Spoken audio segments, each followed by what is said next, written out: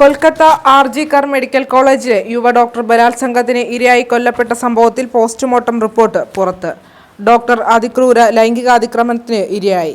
ശരീരത്തിൽ 14 മുറിവുകളുണ്ട്. മുറിവുകളെല്ലാം മരണത്തിന് മുമ്പേ ഉള്ളതാണെന്നും പോസ്റ്റ്മോർട്ടം റിപ്പോർട്ടിൽ പറയുന്നു. ഡോക്ടറുടെ തല, കവിൾ, ചുണ്ടുകൾ, മൂക്ക്, വലത് താടിയെല്ല്, താടി, കഴുത്ത്, ഇടത് കൈ, ഇടത് തോൾ, ഇടത് കാൽമുട്ട്, കണങ്കാൽ, ജനനേന്ദ്രിയം തുടങ്ങി ശരീരത്തിന്റെ വിവിധ ഭാഗങ്ങളിൽ മുറിവുകൾ കണ്ടെത്തിയതായി പോസ്റ്റ്മോർട്ടം റിപ്പോർട്ട് സൂചിപ്പിക്കുന്നു. കഴുത്തു ഞെരിച്ച് ശ്വാസം മുട്ടിച്ചാണ് കൊലപ്പെടുത്തിയത്. ശ്വാസകോശത്തിൽ രക്തം കട്ട പിടിച്ചിട്ടുണ്ട്. ജനനേന്ദ്രിയത്തിൽ നിന്നും സ്രവം കണ്ടെത്തിയിട്ടുണ്ട്.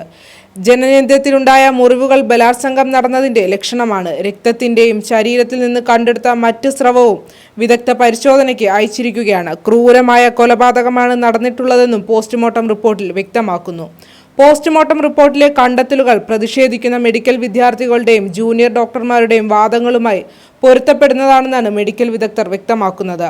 ക്രൂരമായ ബലാത്സംഗവും കൊലപാതകവുമാണ് നടന്നിട്ടുള്ളത്. കൃത്യത്തിന് പിന്നിൽ ഒരു വ്യക്തി മാത്രമല്ലെന്നും കൂടുതൽ പേർ പങ്കാളികളാണെന്നുമുള്ള വാദം പോസ്റ്റ്മോർട്ടം റിപ്പോർട്ടിലെ കണ്ടെത്തലുകൾ സാധൂകരിക്കുന്നതാണെന്ന് മെഡിക്കൽ വിദഗ്ധർ ചൂണ്ടിക്കാട്ടുന്നു.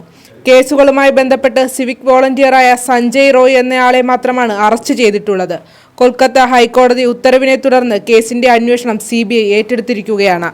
സമ്മാന പെരുമഴ സീസൺ 2 2024 ചാരിറ്റബിൾ ട്രസ്റ്റും VMTV ന്യൂസ് ചാനലും സംയുക്തമായി സംഘടിപ്പിക്കുന്ന ആശ്രയ സമ്മാന പെരുമഴയുടെ സീസൺ 2 ആശ്രയ സമ്മാന പെരുമഴ സീസൺ 1-ൽ വിഘ്നേശ്വര ഗ്രാനൈറ്റ്സ് ഉടമയും ഹ്യൂമൻ റൈറ്റ്സ് കൗൺസിൽ ഓഫ് ഇന്ത്യയുടെ അംഗവുമായ ശ്രീ ഹർഷകുമാറും കുടുംബവും സൗജന്യമായി നൽകിയ ഭൂമിയിൽ നിന്നും തിരഞ്ഞെടുക്കപ്പെട്ട ഭവനരഹിതർക്കുള്ള ഭൂമിദാനത്തിന്റെ രേഖ കൈമാറുന്നു. അതോടൊപ്പം ഭാരതത്തിൽ ഉടനീളം ഭവനരഹിതരായ 100 പേരെ കണ്ടെത്തി വീട് നിർമ്മിച്ചു നൽകുന്നതിനുള്ള ഭാരിച്ച ഉത്തരവാദിത്വവും ആശ്രയ സമ്മാന പെരുമഴ സീസൺ 2-ൽ ഏറ്റെടുക്കുന്നു.